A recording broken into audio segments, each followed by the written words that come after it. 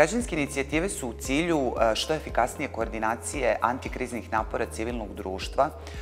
od početka vanrednog stanja i od početka krize prikupljale informacije o tome šta rade organizacije, kakve su im potrebe, izazovi, ali i kakve su potrebe i problemi njihovih korisnika i ciljnih grupa uopšte sa kojima su radili tokom ovog perioda. Kroz ovaj monitoring je bilo obuhvaćeno 145 organizacija,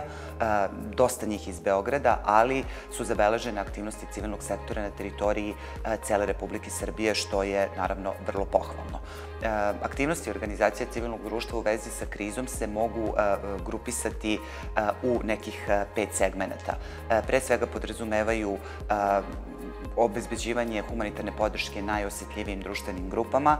zatim monitoring rada institucija posebno tokom vanrednog stanja i monitoring primene državnih i lokalnih propisa,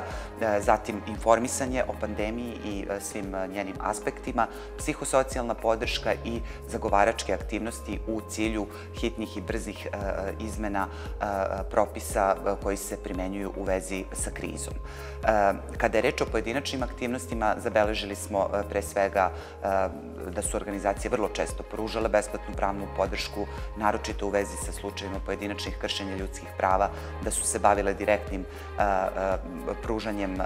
psihosocijalne podrške u online formatu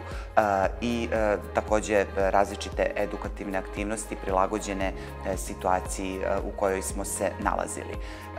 Ono što je važno napomenuti jeste da u oblasti pružanja usluga, ne samo humanitarne podrške, nego uopšte usluga socijalne zaštite najugroženijim grupama, posebno tokom vanrednog stanja, civilno društvo je praktično zamenilo ulogu države, s obzirom na to da su vlada i uglavnom sve institucije bile usmerene na podršku zdravstvenom sistemu, bilo je puno problema u praksi u vezi sa obezbeđivanjem usluga socijalne zaštite. Druga važna grupa aktivnosti, monitoring, pre svega mera tokom vanrednog stanja, zatim primena različitih državnih politika na nacionalnom i lokalnom nivou i na osnovu inicijativa organizacija civilnog društva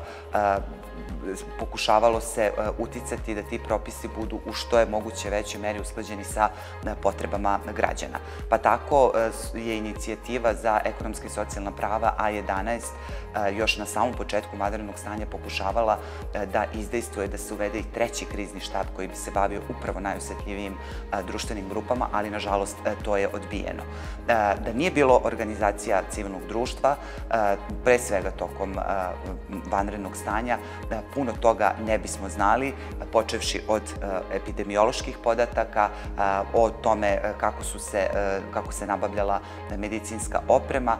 do toga kakvi su problemi najugroženijih građana.